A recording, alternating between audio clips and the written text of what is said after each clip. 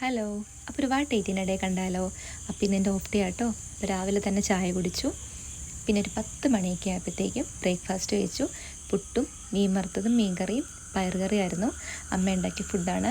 അപ്പോൾ അത് അടിപൊളിയായിട്ട് വയറ് നിറച്ച് തന്നെ കഴിച്ചു. അടിപൊളി ഫുഡായിരുന്നു കേട്ടോ.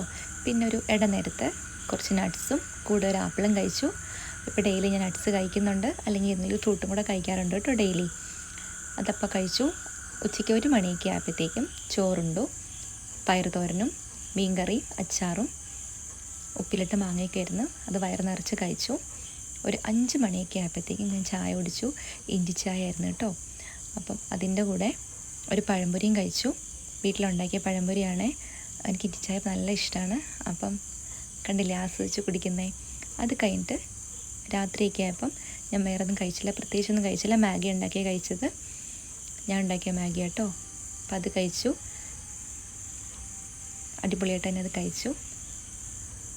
പിന്നെ കിടന്നുറങ്ങി. അപ്പോൾ ഓക്കെ, ബൈ.